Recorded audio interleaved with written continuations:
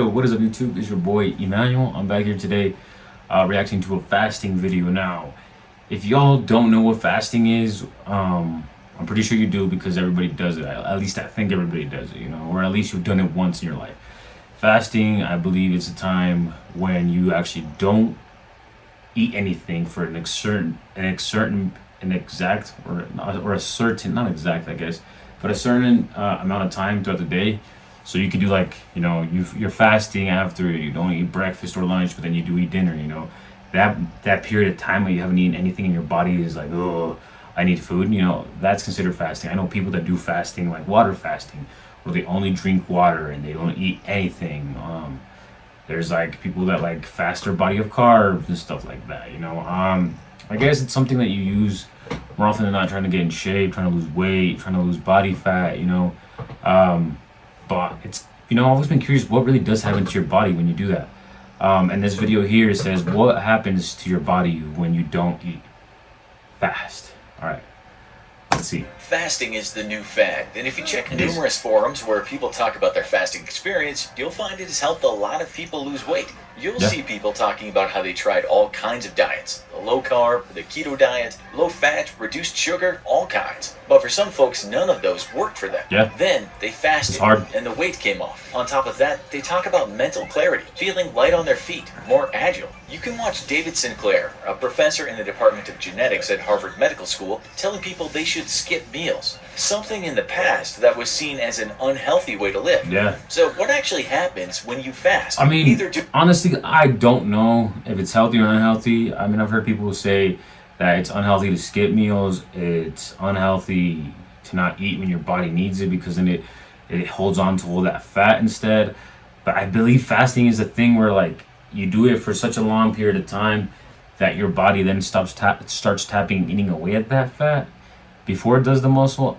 I think that's what happens, but I'm not sure. But let's see if the video gets more into what it is. Doing the short intermittent fasts or the grueling 5-day fasts. Let's find out. Harvard University is where we decided to go to find out about intermittent fasting, only because we believe we can trust the school's research over some other more dubious health guru websites. Scientists at Harvard, including David Sinclair, who we just mentioned, have done all kinds of tests on rats to see what makes them healthier or unhealthier. When it comes to fasting, the rats came out looking pretty good. The results were often the same with any of the rats on a fast. It would lose weight, and its blood pressure, cholesterol, and blood sugars would often improve. The U.S. National Institutes of Health agreed that when rats fasted, there were health benefits, including a more efficient energy metabolism. That's rats, though, not humans. So what scientists then had to find out is, would humans get... I was just about to say what he said. That's rats, though. That's not humans. You can't really quantify what happens to a rat to what happens to a human,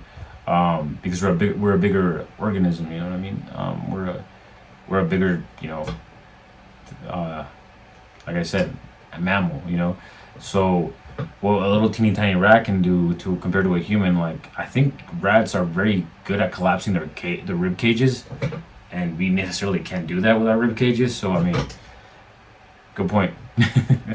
I guess what I was trying to say. Same benefits. Should we give up 3 square meals a day or lots of small meals and just deprive ourselves of food now and again? Let's have a look at what happens to the body when we fast. The experts tell us that when we don't feed ourselves for somewhere between 12 and 16 hours, our glycogen stores in our liver become depleted. The body then switches from using sugar as a source of energy to using fat. If you did a lot of exercise, this can also happen.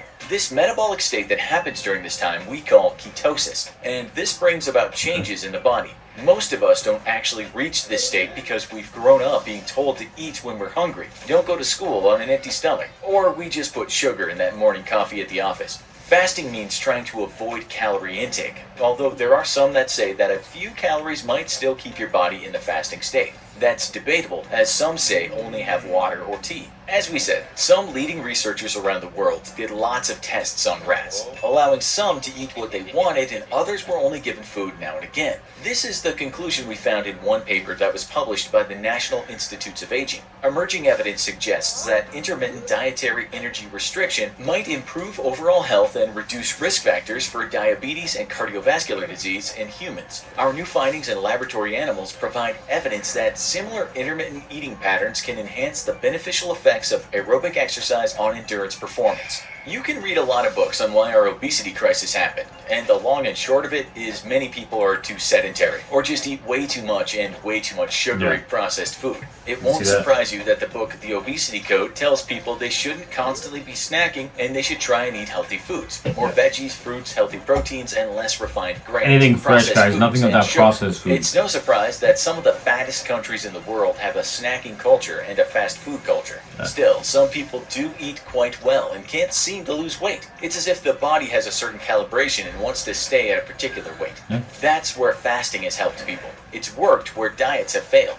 You see, there's some evidence that... I mean, diets are really hard. Like you just said, it's work where diets have failed. But diets are really hard to maintain, you know. And sometimes you just break down and your body just is used to eating fried chicken, hamburgers, fast food, you know. Whatever it is that you like eating. And sometimes it just breaks down and you're just kind of like, whatever. Like, I just want to have the feeling of that.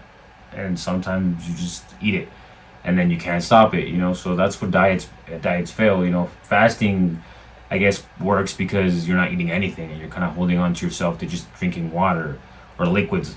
But you want to drink liquids that don't have high amounts of sugar, or like, I guess, sugar added onto it, you know, like don't have a lot of carbs and calories that would, you know, make that whatever glycogen levels, I think he said, in the liver go up to where your body's not using your fat as energy anymore, you know, which is good.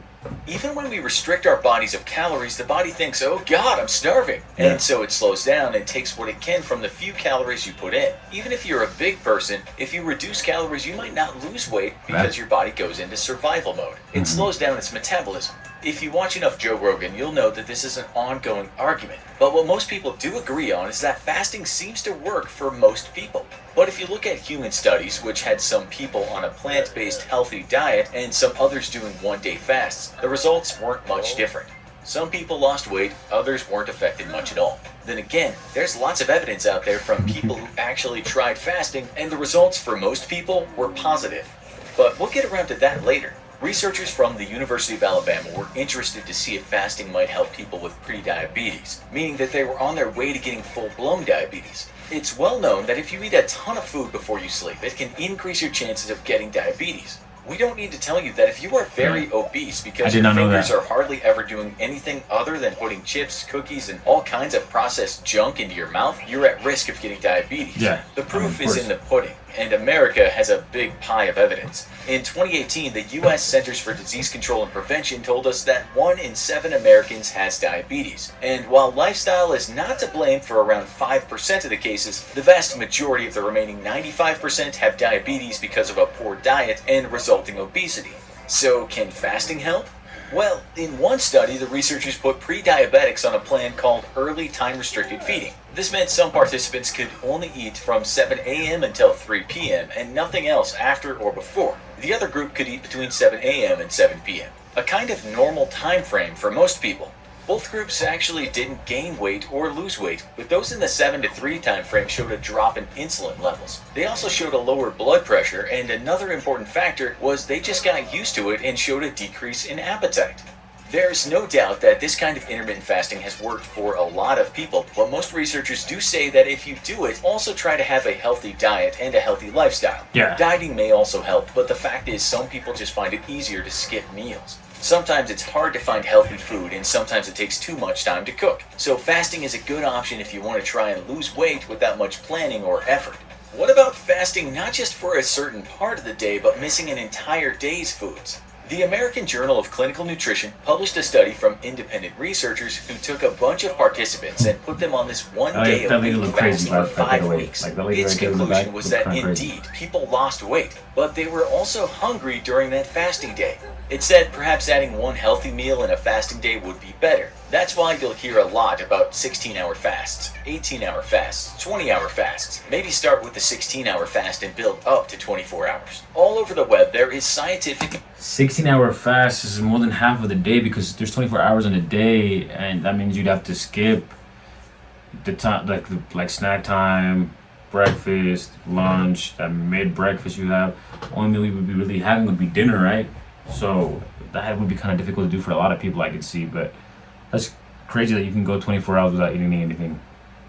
scientific and anecdotal evidence that fasting can help reduce a person's weight and also help people with type 2 diabetes. Some evidence also points to fasting increasing something called the BDNF protein in the brain, which is why some people claim they have enhanced mental clarity when fasting. Others say that giving the body a break from food can help reduce pain and inflammation and also help repair cells. Some studies have concluded that chronic pain can be eased if fasting is done in tandem with a vegetarian diet. While there is some quite strong evidence that tells us that fasting might help with other chronic degenerative and inflammatory diseases, we found one paper in which scientists wrote that fasting might help regenerate stem cells, and so could have a positive effect on cancer patients. Wow. Studies on animals That's show dope. that fasting might even reduce the chances of getting Alzheimer's disease or heart problems. But so far, these studies have been done on animals, so right now we should say it's only a possibility it could do the same for humans. We should say, however, that doctors don't recommend pregnant women fast, nor malnourished people, nor people with a history of eating disorders, children, or women who are breastfeeding. Basically, it's best to do it when you're an adult and you feel like you need to lose some weight or So like pregnant women, people with eating disorders or a previous history of eating disorders, growing children should not be doing it because you need that nutrients from food. One, pregnant women need it for the baby to be able to grow a nice and good healthy baby, right? People with eating disorders, it propenses them to get into the habits of getting an eating disorder again, I believe.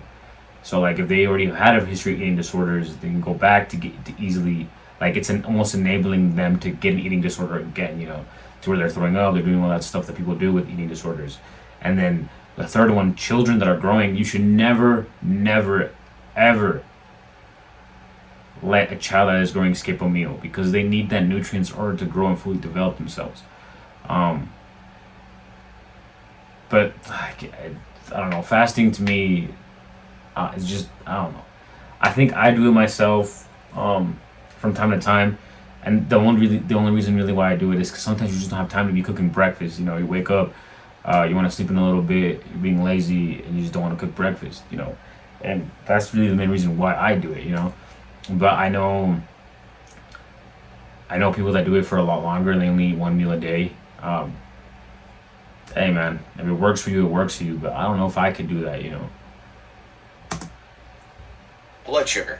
During your fast, Especially with, like, drink working out. lots of liquids, mainly water or tea or coffee with no sugar or Water's milk. essential. You can also work out, and don't worry, it's not dangerous to do that according to the health experts. Okay. Some people online say they feel great exercising on their fasts, but others have said they felt weak or got a headache. If you do it, take it easy and see how you feel. Just head to any forum and see what people are saying about intermittent fasting. And indeed, you'll find scores of people saying that they lost weight, felt more mentally alert, while after fasting they just didn't need as much food as before. As one doctor said online too, his clients found fasting a lot easier to do than following a strict diet plan. Looking at forums, you'll find lots of people saying things like this. Yes, intermittent fasting is very helpful. I've lost 30 pounds, went from 20+% body fat to 8% so far just from this March. I've been doing it every day since. Oh, okay. There seems little doubt that many people lose weight when doing these fasts, even just 16-hour fasts. Most people will eat their evening meal early around 5 and then get through most of the morning without food. While a lot more research needs to be done concerning all the health benefits, just reading what people say about their fasts online lets you know that fasting does work for most people if they want to lose weight, while many people enjoy how they feel during the fasts. Have you tried fasting? How was it for you? Tell us in the comments. Also, be sure to check out our other video. I did 30 push-ups for 30 days and this is what happened. Thanks for watching, and as always, don't forget to like, share, and subscribe. See you next time. Yeah, check out their channel, guys. A bunch of them. Check out their channel, guys. Subscribe to them. Also, let me know down in the comments if you fasted yourself and if you're actually curious of trying it or if you have tried it. And how long have you tried it for, and how long have you been able to go without food? But other than that, guys, please like and subscribe. Your boy will be back. Thank you for watching.